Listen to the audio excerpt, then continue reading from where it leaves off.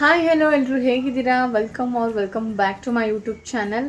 ತುಂಬ ದಿನ ಆಗಿದೆ ವ್ಲಾಗೇ ಮಾಡಿರಲಿಲ್ಲ, ಅದಕ್ಕೋಸ್ಕರ ಡೈಲಿ ವ್ಲಾಗ್ನ ಮಾಡೋಣ ಅಂತ ಸ್ಟಾರ್ಟ್ ಮಾಡಿದೆ. ಬಟ್ ನನಗೆ ಇನ್ಸ್ಟಾಗ್ರಾಮಲ್ಲಿ ನಾನು ಹೇಗೆ ಕೆಲಸ ತೊಗೊಂಡೆ ಅಂತ ನಾನು ವೀಡಿಯೋಸ್ನ ಮಾಡಿ ಸೀರೀಸ್ ಅಂದರೆ ಪಾರ್ಟ್ 1 ಪಾರ್ಟ್ 2 ಆ ಥರ ವೀಡಿಯೋಸ್ನ ಮಾಡಿದ್ದೆ. ಆವಾಗ ತುಂಬ ಜನ ನನಗೆ DMಸ್ನ ಮಾಡಿದರು, ಯಾವ ರೀತಿ ನೀವು ಜಾಬ್ನ ತೊಗೊಂಡ್ರಿ ಅಂತ ಡೀಟೇಲಾಗಿ ಹೇಳಿ ಅಂತ. ಸೊ ಮೆಸೇಜಲ್ಲೆಲ್ಲ ನಾವು ಡೀಟೇಲಾಗಿ ಹೇಳೋಕ್ಕಾಗಲ್ಲ. ಮತ್ತು ಇನ್ಸ್ಟಾಗ್ರಾಮಲ್ಲಿ ನೋಡಿರ್ತಾರೆ, ತುಂಬ ಜನ ನೋಡಿದ್ದಾರೆ, ಅದಕ್ಕೆ ಚೆನ್ನಾಗಿ ರೆಸ್ಪಾನ್ಸ್ ಬಂತು. ಬಟ್ ಯೂಟ್ಯೂಬಲ್ಲಿ ಇರೋರು ನೋಡಲಿ, ಗೊತ್ತಾಗಲಿ ಅವ್ರಿಗೂ ಏನಾದರೂ ಹೆಲ್ಪ್ ಆಗುತ್ತೆ ಜಾಬ್ನ ಹುಡುಕ್ತಾ ಇದ್ರೆ ಅಂತ ಯಾಕೆ ವೀಡಿಯೋಸ್ನ ಮಾಡಿ ಹಾಕಬಾರ್ದು ಅಂತ ಈ ವಿಡಿಯೋನ ಮಾಡ್ತಾಯಿದ್ದೀನಿ. ಆ್ಯಂಡ್ ಇನ್ನೂ ನನ್ನ ಚಾನಲ್ಗೆ ಯಾರಾದರೂ ಸಬ್ಸ್ಕ್ರೈಬ್ ಆಗಿಲ್ಲ ಅಂದರೆ ಈಗಲೇ ಹೋಗಿ ಸಬ್ಸ್ಕ್ರೈಬ್ ಮಾಡಿ ಮತ್ತು ಬೆಲ್ ಐಕಾನ ಕ್ಲಿಕ್ ಮಾಡಿ. ನೀವು ಬೆಲ್ ಐಕಾನ ಕ್ಲಿಕ್ ಮಾಡಿದ್ರೆ ನಾನು ಯಾವುದೇ ವೀಡಿಯೋಸ್ನ ಹಾಕೋರು ಫಸ್ಟ್ ನೋಟಿಫಿಕೇಷನ್ ನಿಮಗೆ ಬರುತ್ತೆ. ಆ್ಯಂಡ್ ಐ ಹೋಪ್ ಈ ವಿಡಿಯೋನ ಕೆಲಸ ಹುಡುಕ್ತಿರೋರೇ ಸ್ವಲ್ಪ ಜನ ನೋಡ್ತಿರ್ತೀರಾ ಅಂತ ಅನ್ಕೋತೀನಿ. ಸೊ ಅವ್ರಿಗೆ ಫಸ್ಟ್ ಏನು ಹೇಳೋಕ್ಕೆ ಇಷ್ಟಪಡ್ತೀನಿ ಅಂದರೆ, ಹೋಪ್ಸ್ನ ಕಳ್ಕೊಬಾರ್ದು. ಯಾರೇ ಆಗಿರ್ಬೋದು, ಫಸ್ಟ್ ಅಟೆಂಪ್ಟಲ್ಲೇ ನಮಗೆ ಎಲ್ಲ ಕೆಲಸ ಸಿಕ್ಬಿಡುತ್ತೆ, ನಾವು ಅಂದ್ಕೊಂಡಿರೋ ಸ್ಯಾಲ್ರಿ ಸಿಕ್ಬಿಡುತ್ತೆ ಅಂತ ಅಲ್ಲ. ಸೊ ಯಾವಾಗಲೂ ನಾವು ಹೆಂಗಿರಬೇಕು ಅಂದರೆ, ನಂಬಿಕೆ ಕಳ್ಕೊಬಾರ್ದು. ನಂಬಿಕೆಯಿಂದ ಇಟ್ಟು ನೀವು ಏನೇ ಕೆಲಸ ಮಾಡಿದ್ರು ಖಂಡಿತವಾಗ್ಲೂ ಅದು ಹಾಗೆ ಆಗುತ್ತೆ. ಆ್ಯಂಡ್ ಇನ್ನೊಂದು, ಕಂಪ್ಯಾರಿಸನ್ ಅಂತೂ ಬಿಟ್ಬಿಡಿ. ಅವ್ರಿಗೆ ಬೇಗ ಕೆಲಸ ಸಿಕ್ಬಿಡ್ತು, ನಮಗೂ ಬೇಗ ಕೆಲಸ ಸಿಗಲಿ, ಅವ್ರಿಗೊಂದು ಅಷ್ಟೊಂದು ಸ್ಯಾಲ್ರಿ ಬರ್ತೈತೆ, ನಮಗೂ ಅಷ್ಟೊಂದು ಸ್ಯಾಲ್ರಿ ಬರಲಿ ಅಂತ. ಬಿಕಾಸ್ ಆ ಥರ ಕಂಪೇರ್ ಮಾಡ್ಕೋಬಾರ್ದು. ಯಾರ ಲೈಫ್ನೂ ಯಾರಿಗೂ ಕಂಪೇರ್ ಮಾಡ್ಕೋಬಾರ್ದು. ಬಿಕಾಸ್ ಏನಂದರೆ, ಅವ್ರ ಲೈಫು ಅವ್ರ ಇಷ್ಟ. ಅದು ಈಗ ಅವ್ರಿಗೆ ಬೇಗ ಕೆಲಸ ಸಿಕ್ಕಿದ್ರೆ ಅದು ಅವ್ರ ಲೈಫು, ಅದನ್ನು ನಮ್ಮ ಲೈಫ್ಗೆ ಕಂಪೇರ್ ಮಾಡ್ಕೋಬಾರ್ದು. ಬಿಕಾಸ್ ಈಗ ಬೇರೆಯವ್ರಿಗೂ ಕಂಪೇರ್ ಮಾಡ್ಕೋಬೋದಲ್ವ. ಅಂದರೆ ಕೆಲವ್ರಿಗೆ ಪಾಪ ಅವ್ರಿಗೇನು ಪ್ರಾಬ್ಲಮ್ ಇರುತ್ತೋ ನಾನು ಹೇಳೋಕ್ಕಾಗಲ್ಲ, ಬಟ್ ಅವ್ರಿಗೆ ಓದೋ ಅವಕಾಶನೇ ಸಿಕ್ಕಿರಲ್ಲ. ಅಂಥವ್ರನ್ನ ನಾವು ಕಂಪೇರ್ ಮಾಡ್ಕೊಳ್ಬೋದು. ನಾವು ಓದ್ಬಿಟ್ಟಿದ್ದೀವಿ, ನಾವು ಇವಾಗ ಕೆಲಸಕ್ಕೆ ಹೋಗ್ತಾಯಿದ್ದೀವಿ, ಆ ಥರನೂ ನಾವು ಜಂಬದಿಂದ ಆಡಬಾರ್ದು. ಮತ್ತು ಈಗ ನಮಗಿಂತ ಬೇಗ ಕೆಲಸ ಸಿಕ್ಬಿಟ್ಟಿರೋರ ನೋಡ್ಬಿಟ್ಟು ಅಯ್ಯೋ ಬೇಗ ಕೆಲಸ ಸಿಕ್ಬಿಡ್ತು ಅಂತನೂ ಬೇಜಾರು ಮಾಡ್ಕೋಬಾರ್ದು. ಓಕೆನಾ? ನಮ್ಮ ಲೈಫ್ ನಮ್ಮದು, ಅವ್ರ ಲೈಫ್ ಅವ್ರದ್ದು. ಸೊ ಅದಕ್ಕೋಸ್ಕರ ಏನೂ ಬೇಜಾರು ಮಾಡ್ಕೋಬೇಡಿ, ಯಾರಿಗೂ ಕಂಪೇರ್ ಮಾಡ್ಕೋಬೇಡಿ. ಅವ್ರಿಗೆ ಕೆಲಸ ಸಿಕ್ಕಿದ್ರೆ ಅದು ಅವ್ರಿಗೆ ಜಾಸ್ತಿ ಸಂಬಳ ಸಿಕ್ಕಿರೋದು ಅವ್ರಿಗೆ. ನೀವು ನಿಮ್ಮ ಬಗ್ಗೆ ಕಾನ್ಸಂಟ್ರೇಷನ್ ಮಾಡಿ, ನಿಮ್ಮದು ಏನು ಕೆಲಸ ಇರುತ್ತೆ ಅದ್ರ ಬಗ್ಗೆ ಮಾತ್ರ ಯೋಚನೆ ಮಾಡಿ. ಯಾರು ಕಂಪೇರ್ ಮಾಡ್ಕೋಬೇಡಿ. ಫಸ್ಟ್ ನೋಟಿಫಿಕೇಷನ್ನೇ ಹಾಕ್ಬಿಡ್ತೀನಿ, ಫಸ್ಟ್ ಇದನ್ನ ತಲೆಗೆ ಹಾಕೋಬಿಡಿ. ಬಿಕಾಸ್ ನಮ್ಮದು ಏನು ಮನುಷ್ಯರದ್ದು ಜೀವನನೇ ಹಂಗೆ. ಬೇರೆಯವ್ರದ್ದು ಯೋಚನೆ ಮಾಡಿಕೊಂಡೆ ನಮ್ಮ ಲೈಫ್ನ ನಾವು ಸ್ಪಾಯ್ಲ್ ಮಾಡ್ಕೊಬಿಡ್ತೀವಿ. ಇವಾಗ ಬೇರೆಯವ್ರ ಬೇಗ ಮದುವೆ ಆಗಿಬಿಟ್ರು ಅಂತ ನಾವು ಬೇಗ ಮದುವೆ ಆಗಬೇಕು ಅಂತ ಅನ್ಕೋತೀವಿ. ಬೇರೆಯವ್ರ ಕೆಲಸ ಸಿಕ್ಕಿದ್ರು ಅಂದರೆ ನಮಗೂ ಬೇಗ ಕೆಲಸ ಸಿಗಬೇಕು ಅಂತ ಅನ್ಕೋತೀವಿ.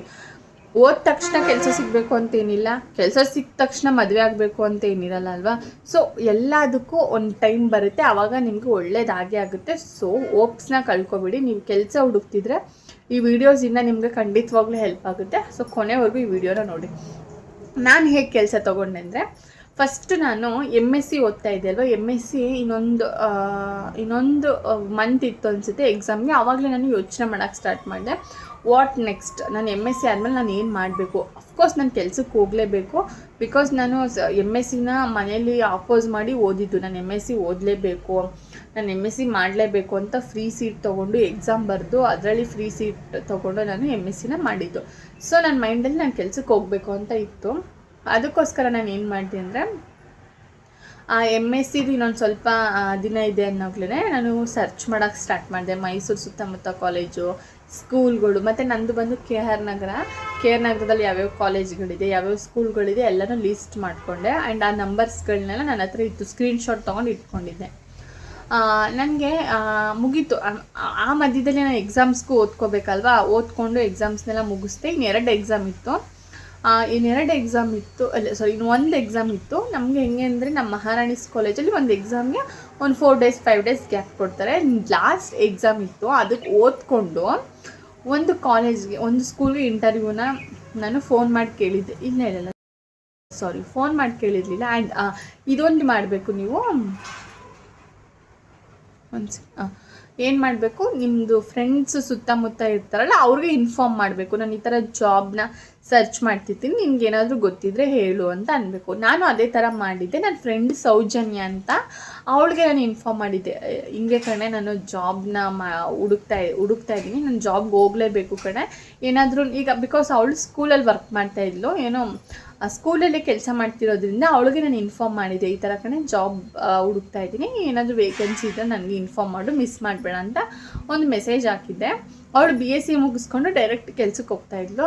ಆಗ ಅವಳು ನನಗೆ ಇನ್ನೊಂದು ಎಕ್ಸಾಮ್ ಇತ್ತು, ನಂದು MScದು. ಅವಳು ಫೋನ್ ಮಾಡಿದ್ಲು, ಹಿಂಗೆ ಕಣೆ ಒಂದು ಬಯಾಲಜಿ ಟೀಚರಾಗಿ ವೇಕೆನ್ಸಿ ಖಾಲಿ ಇದೆ, ಬಾ ಒಂದ್ಸಲ ಟ್ರೈ ಮಾಡು, ಬಟ್ ಇದ್ದಾರೆ ಟೀಚರು, ಬಟ್ ಅವರು ಬಿಟ್ಟು ಹೋಗ್ತಾರೆ ಅನ್ನೋದು ಇದೆ, ಅವ್ರು ಬಿಟ್ಟೋದ್ರೆ ನಿನ್ಗೆ ಬೇಗ ಕೆಲಸ ಸಿಗುತ್ತೆ, ಯಾಕಂದರೆ ಅವ್ರು ಹೋದ ತಕ್ಷಣ ನಿನ್ನನ್ನು ಜಾಯಿನ್ ಮಾಡಿಸ್ಕೋತಾರೆ, ಹೆಂಗೋ ನಿಂದು ಎಕ್ಸಾಮ್ ಮುಗಿಯುತ್ತೆ, ಬಂದು ಒಂದ್ಸಲ ಟ್ರೈ ಮಾಡು ಅಂತ ಅಂದ್ಲು. ಓಕೆ ಅಂತ ಅಂದ್ಬಿಟ್ಟು ಎಕ್ಸಾಮ್ಗೂ ಓದ್ಕೊಂಡು ಹೋದೆ. ಅದು ಎಲ್ಲಿ ಇರೋದು ಅಂದರೆ ಇಲ್ವಾಲ್ದ ಹತ್ರ ಇರೋದು. ಇಲ್ವಾಲ್ದಿಂದ ಬಸ್ಗಳು ಹೋಗಲ್ಲ, ಅಲ್ಲಿ ಒಂದು ಸ್ವಲ್ಪ ಹಳ್ಳಿ ಥರ ನೇಚರ್ ಅದು. ನಾನೇನು ಮಾಡಿದೆ, ಇಲ್ವಾಲಕ್ಕೆ ಬಸ್ಸಲ್ಲಿ ಹತ್ತು ಇಲ್ವಾಲ್ದಲ್ಲಿ ಇಳಿದು ಅಲ್ಲಿಂದ ಆಟೋ ಮಾಡಿಕೊಂಡು, ಅವಾಗ ನಾನು ಸ್ಟೂಡೆಂಟ್ ಆಯಿತಾ, ನನ್ನ ಹತ್ರ ಅವಾಗ ಅಷ್ಟೊಂದು ದುಡ್ಡು ಇರಲಿಲ್ಲ, ಬಟ್ ಆಟೋದವರೇ 100 ರೂಪಾಯಿ ಏನೋ ಇಸ್ಕೊಬಿಟ್ರು. ಅವಾಗ ನಂಗೆ ಶಾಕ್, ಅಯ್ಯೋ 100 ರೂಪಾಯಿ ಕೊಟ್ಬಿಟ್ನಲ್ಲ ಆಟೋಗೆ ಅಂತ. ಬಟ್ ತುಂಬ ಸ್ಟ್ರಗಲ್ ಮಾಡಿದ್ದೀನಿ. ಇದನ್ನೆಲ್ಲ ನೀವು ಕೇಳ್ಕೊಂಡ್ರೆ ನಿಮ್ಗೊಂದು ಮೋಟಿವೇಶನ್ನ ಸಿಗೋದು. 100 ರೂಪಾಯಿ ತೊಗೊಬಿಟ್ರಲ್ಲಪ್ಪ ಆಟೋಗೆ ಅಂದ್ಕೊಂಡು ಹೆಂಗೋ ಹೋದೆ. ಅವತ್ತು ಏನಾಯಿತು, ಸ್ಕೂಲ್ಗೆ ಹೋದಾಗ ಅಲ್ಲಿ HM ಮೀಟಿಂಗ್ ಇತ್ತು, ಟೀಚರ್ಸ್ ಮೀಟಿಂಗ್ ಎಲ್ಲ ಇತ್ತು. ಎಲ್ಲರೂ ಮೀಟಿಂಗ್ ಹೊಟ್ಟೋಗ್ಬಿಟ್ಟಿದ್ದಾರೆ.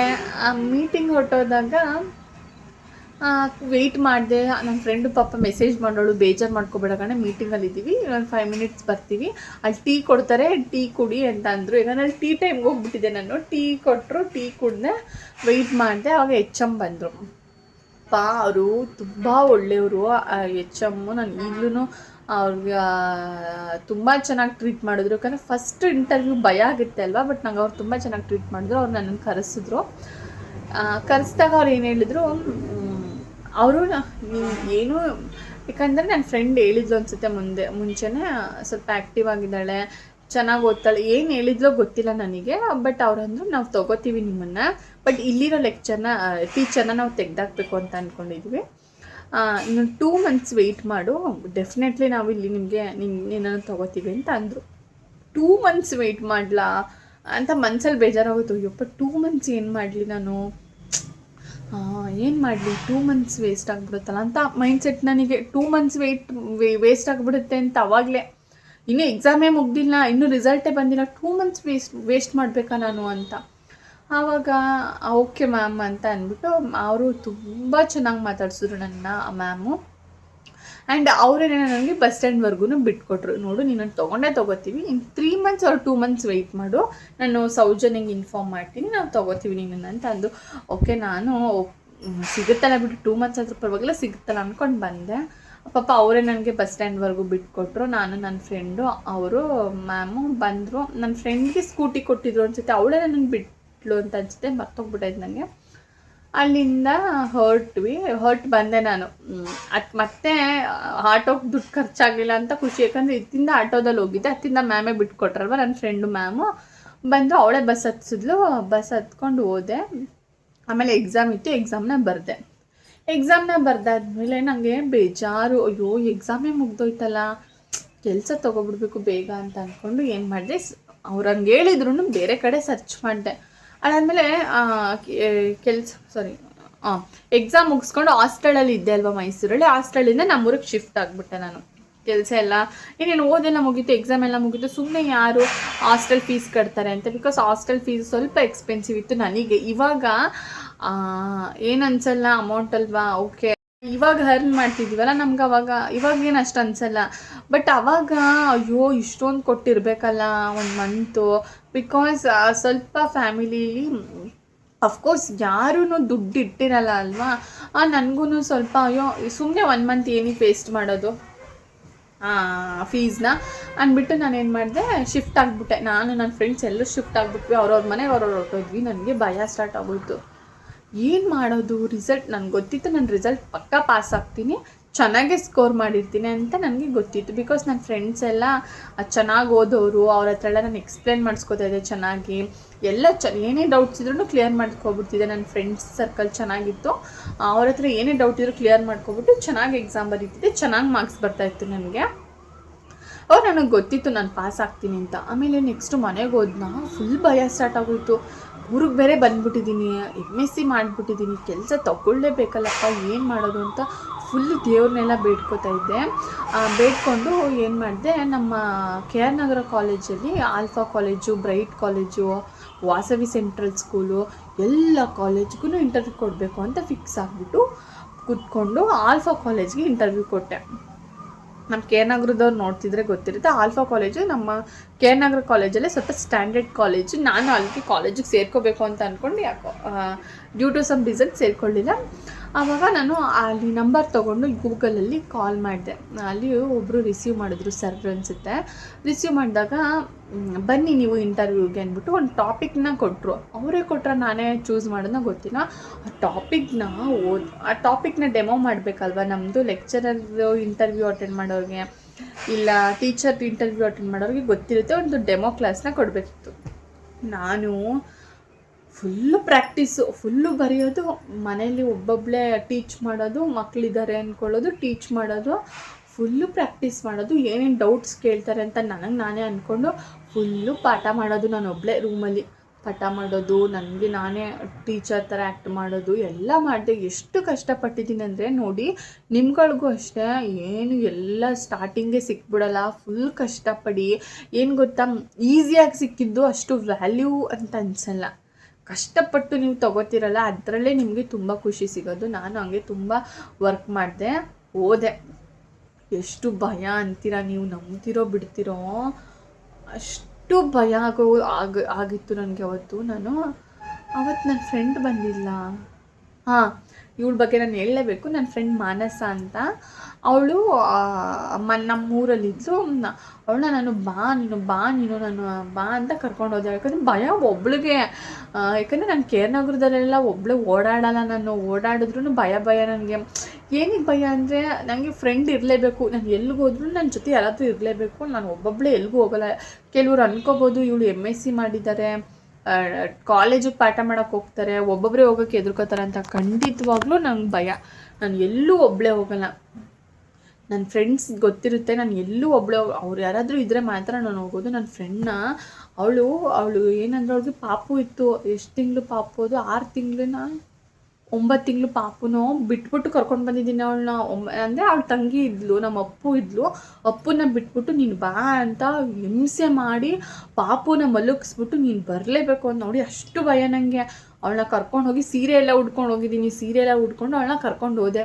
ಪಾಪ ಅವಳು ಬಾಣ್ತಿ ಆದ್ರೂ ಬಂದಿರ್ಬೇಕು, ಬಿಕಾಸ್ ಫ್ರೆಂಡ್ಸ್ ಅಂದರೆ ಆ ಥರ ಇರಬೇಕು. ಫ್ರೆಂಡ್ಸ್ ಅವಳನ್ನ ಕರ್ಕೊಂಡು ಹೋದೆ ನಾನು. ಪಾಪ ಬಂದ್ಲು, ಅವಳು ವಿಡಿಯೋ ನೋಡ್ತಿರ್ತಾಳೆ, ಅವಳಿಗೆ ಗೊತ್ತು ನಾನು ವೀಡಿಯೋಸ್ನೆಲ್ಲ ನೋಡ್ತಾಳೆ. ಅವಳು ಬಂದ್ಲ, ಓದಿ ಇಂಟರ್ವ್ಯೂನೆಲ್ಲ ಅಟೆಂಡ್ ಮಾಡಿ, ಫುಲ್ ಭಯದಿಂದ ಇಂಟರ್ವ್ಯೂನೆಲ್ಲ ಅಟೆಂಡ್ ಮಾಡಿದಾಗ ಅಲ್ಲಿ ಟೀಚರ್ಸ್ಗಳೇನಂದ್ರು ಅಂದರೆ ನನ್ನ ಕರೆದ್ಬಿಟ್ಟು,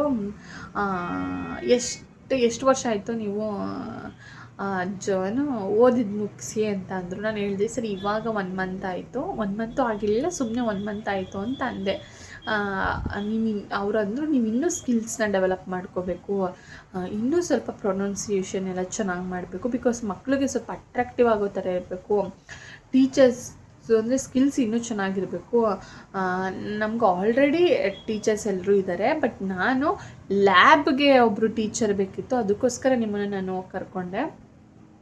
ಆವಾಗ ನೀವು ನಂಬಲ್ಲ, ನಮ್ಮದು ಈ ಕಾಲೇಜ್ದು ಮಿಡಲಲ್ಲಿ ನಮ್ಮದು ಏನು ಎಕ್ಸಾಮ್ ಮುಗ್ದಿದ್ದು. ಆವಾಗ ಆಲ್ರೆಡಿ ಎಲ್ಲ ವೇಕೆನ್ಸಿ ಫಿಲ್ ಆಗಿಬಿಡ್ತಿತ್ತು. ಆ ಟೈಮಲ್ಲಿ ನನಗೆ ಹೇಳಿದ್ದು. ಆವಾಗ ಅವರು ಹಂಗೆ ಅಂದರು, ತೊಗೋತೀವಿ, ಬಟ್ ನೀನು ಇನ್ನೂ ಸ್ಕಿಲ್ಸ್ನ ಡೆವಲಪ್ ಮಾಡ್ಕೋಬೇಕು. ಇಫ್ ಇನ್ ಕೇಸ್ ನಮ್ಗೆ ಏನಾದರೂ ಲ್ಯಾಬ್ಗೆ ಒಬ್ಬರು ಬೇಕಾದರೆ ಖಂಡಿತವಾಗ್ಲೂ ಈ ರೆಸ್ಯೂಮ್ಗೆ ನಾವು ಕಾಲ್ ಮಾಡ್ತೀವಿ.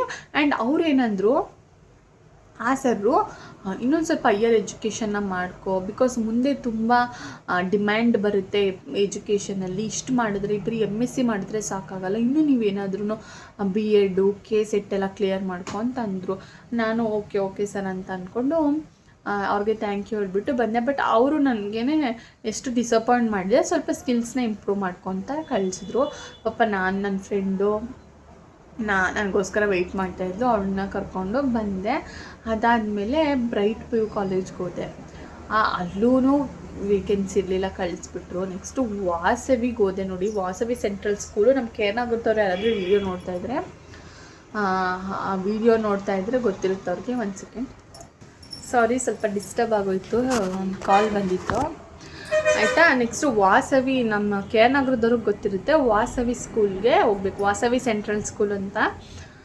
ಅಲ್ಲಿಗೆ ಇಂಟರ್ವ್ಯೂ ಅಟೆಂಡ್ ಮಾಡಬೇಕಿತ್ತು ನಾನು. ಅದು ಹೆಂಗೆ ಅಂದರೆ, ವಾಸವಿ ಸೆಂಟ್ರಲ್ ಸ್ಕೂಲ್ನ ಏನಾದರೂ ಸ್ಕೂಲಿಗೆ ಸೇರಿಸಿದ್ರೆ ಗೊತ್ತಿರುತ್ತೆ ಪೇರೆಂಟ್ಸ್ಗೆ.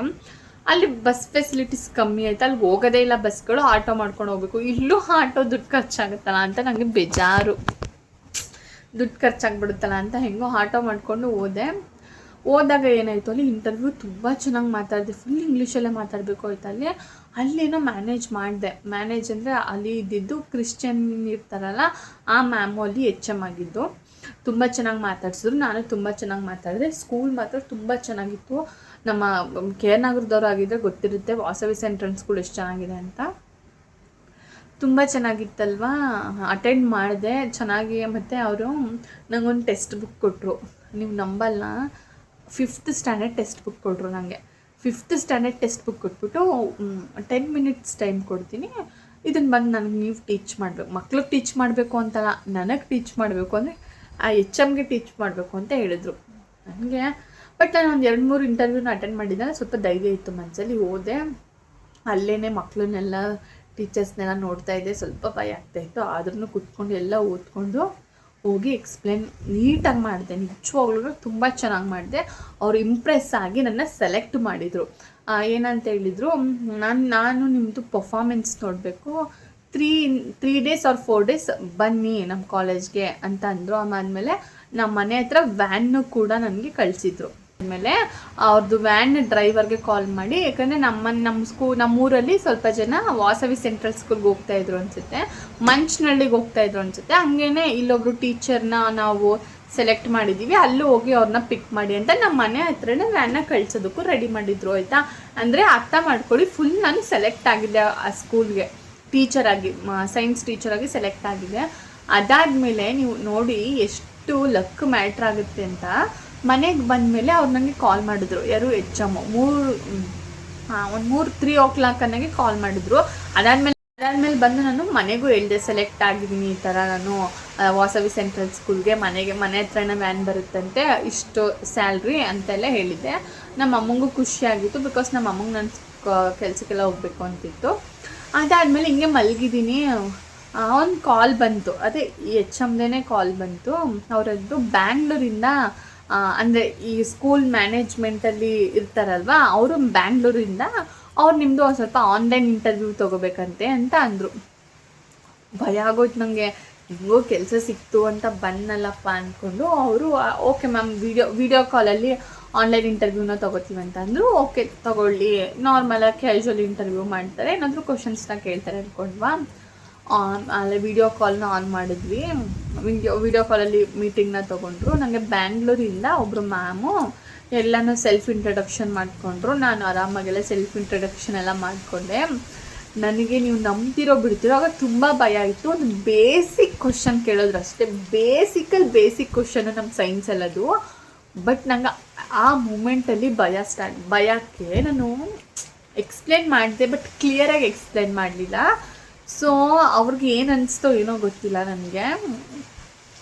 ಅದಾದಮೇಲೆ ಇಂಟರ್ವ್ಯೂ ಎಲ್ಲ ಅಟೆಂಡ್ ಮಾಡಿ ಚೆನ್ನಾಗೇ ಮಾತಾಡಿದ್ರು.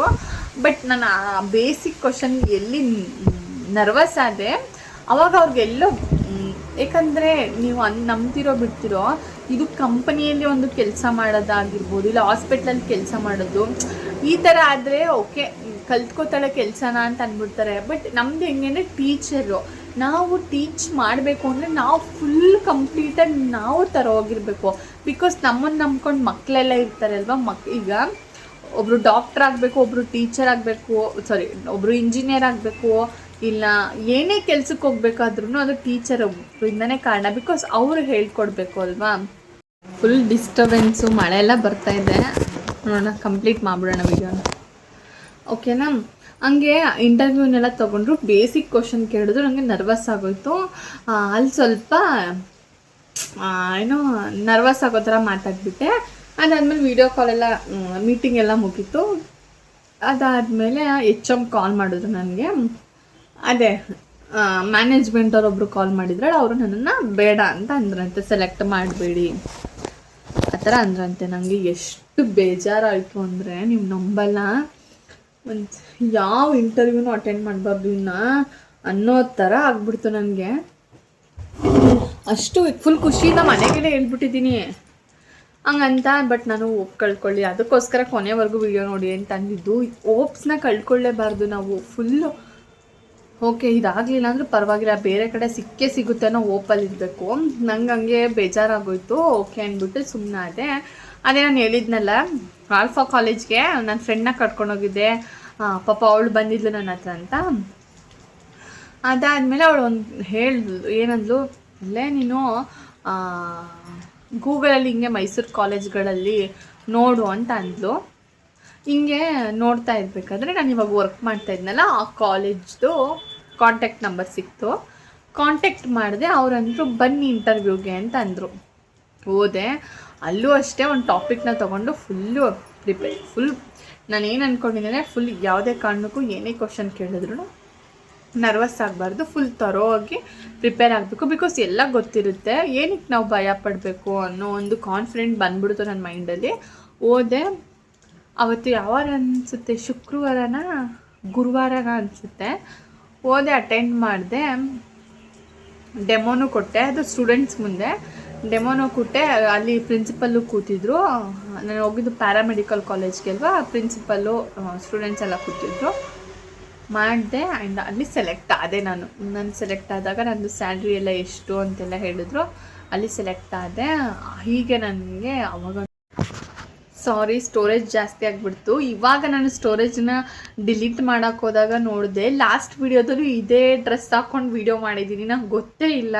ಇವಾಗ ಅನ್ಕೋತಿದ್ದೀನಿ ಲಾಸ್ಟ್ ವೀಡಿಯೋನು ಇದೇ ಡ್ರೆಸ್ ಹಾಕ್ಕೊಂಡು ಮಾಡಿದ್ದೀನಿ ಅಂತ. ಬಟ್ ಇಟ್ಸ್ ಓಕೆ, ಎಲ್ಲ ವೀಡಿಯೋನು ರೆಕಾರ್ಡ್ ಮಾಡಿಬಿಟ್ಟೆ. ಅದಾದಮೇಲೆ ಏನು ಹೇಳ್ತಾ ಇದ್ದೆ ನಾನು, ಅಲ್ಲಿ ಎಲ್ಲ ಸೆಲೆಕ್ಟ್ ಮಾಡಿದ್ರು. ನಂದು ಸ್ಯಾಲ್ರಿ ಎಲ್ಲ ಹೇಳಿದ್ರು. ನಾನು ಓಕೆ, ಫಸ್ಟ್ ಟೈಮ್ ಅಲ್ವಾ, ಸ್ಯಾಲ್ರಿ ಎಲ್ಲ ಓಕೆ ಅಂದ್ಕೊಂಡು ಜಾಯ್ನ್ ಆದೆ. ಈ ರೀತಿ ನನ್ನ ಕೆಲಸ ನಂಗೆ ಸಿಕ್ಕಿದ್ದು. ನನಗೂ ಅಷ್ಟೇ ಫಸ್ಟ್ ಟೈಮೇನೆ ಯಾರು ಕರೆದು ಕೆಲಸ ಕೊಡಲಿಲ್ಲ. ನಾನು ತುಂಬ ಸ್ಟ್ರಗಲ್ ಮಾಡಿದ್ದೀನಿ. ಎಷ್ಟು ಇಂಟರ್ವ್ಯೂಸ್ ಅಟೆಂಡ್ ಮಾಡಿದ್ದೀನೋ ಅಲ್ಲಿ ಫೇಲ್ ಆದಾಗ ಅಷ್ಟೇ ಬೇಜಾರು ಮಾಡ್ಕೊಂಡಿದ್ದೀನಿ. ಅಷ್ಟೇ ದೇವ್ರ ಹತ್ರ ಪ್ರೇ ಮಾಡಿದ್ದೀನಿ ನಾನು, ನನಗೆ ಕೆಲಸ ಸಿಗಲಿ ಅಂತ. ನೀವುಗಳು ಅಷ್ಟೇ ವರ್ಕ್ ಮಾಡಿ. ನಿಮ್ದು ಏನೇನು ಮೈನಸ್ ಪಾಯಿಂಟ್ ಇದೆ ನಿಮ್ಮಲ್ಲಿ ಅಂತ ಅನಿಸುತ್ತೆ, ಅದನ್ನೆಲ್ಲ ಪ್ಲಸ್ ಮಾಡ್ಕೊಳ್ಳೋದಕ್ಕೆ ಟ್ರೈ ಮಾಡಿ. ಓಪ್ಸ್ ಅಂತೂ ಕಳ್ಕೊಬೇಡಿ. ನಾನು ಅಷ್ಟೇ. ಆವಾಗ ಹೇಗೆ ನಾನು ಓಪ್ಸ್ನ ಕಳ್ಕೊತಿರ್ಲಿಲ್ಲ, ಇವಾಗಲೂ ಅಷ್ಟೇ. ನಾನು ಯಾವ ವಿಷಯದಲ್ಲೂ ನಂಬಿಕೆನ ಕಳ್ಕೊಳ್ಳಲ್ಲ. ವೀಡಿಯೋಸ್ ಮಾಡೋ ವಿಷಯದಲ್ಲಾಗಿರ್ಬೋದು. ಇವಾಗ ನಾನು ಏನೇನು ಅಂದ್ಕೊಂಡಿದ್ದೀನಿ ನೆಕ್ಸ್ಟ್ ನನ್ನ ಫ್ಯೂಚರ್ ಪ್ಲ್ಯಾನ್ ಏನಿದೆ ಅದರಲ್ಲೂ ಅಷ್ಟೇ. ನಾನು ಯಾವುದಕ್ಕೂ ಕಾಂಪ್ರೋ ಆಗೋಲ್ಲ, ಯಾವುದನ್ನು ನಾನು ನಂಬಿಕೆ ಕಳ್ಕೊಡೋಲ್ಲ. ನನ್ನ ಕೈಲಿ ಆಗುತ್ತೆ ಅನ್ನೋದನ್ನು ನಾನು ಮಾಡೋದು. ನಿಮ್ಗಳಿಗೆ ಹೇಳೋದು ಅಷ್ಟೇ, ಯಾರು ನಂಬಿಕೆ ಕಳ್ಕೊಬೇಡಿ. ಮತ್ತು ಇನ್ನೊಂದು, ಬೇರೆಯವ್ರಿಗೆ ಕಂಪೇರ್ ಮಾಡ್ಕೊಬೇಡಿ ನಿಮ್ಮನ್ನು ನೀವು. ಅವ್ರ ಲೈಫಲ್ಲಿ ಅವ್ರು ಏನಾದರೂ ಆಗೋಗ್ಬಿಡ್ಲಿ, ಅವರು ಫುಲ್ ಮೇಲೆ ಟಾಪಲ್ಲಿ ಇರಲಿ, ತಲೆ ಕೆಡ್ಸ್ಕೊಬೇಡಿ. ನೀವು ಇಲ್ಲಿಂದನೇ ಗ್ರೋ ಆಗೋದಕ್ಕೆ ಟ್ರೈ ಮಾಡಿ. ಅವ್ರಿಗೆ ಹಂಗಾಗೋಯ್ತು, ಇವ್ರಿಗೆ ಹಿಂಗಾಗೋಯ್ತು, ಅವ್ರಿಗೆ ಕೆಲಸ ಸಿಕ್ತು, ಇವ್ರಿಗೆ ಮದುವೆ ಆಯಿತು, ಬೇಡ. ನಿಮ್ಮದು ಏನಿರುತ್ತೆ ಅದನ್ನು ನೋಡಿ. ನೀವು ಓದಿರೋ ತಕ್ಕನಾಗಿ ಕೆಲಸನ ಹುಡುಕೊಳ್ಳಿ, ಸ್ಯಾಲ್ರಿನ ತಗೊಳ್ಳಿ. ಮತ್ತು ಬಂದಿರೋ ಸ್ಯಾಲ್ರಿನ ಒಳ್ಳೆಯದಕ್ಕೆ ಖರ್ಚು ಮಾಡಿ.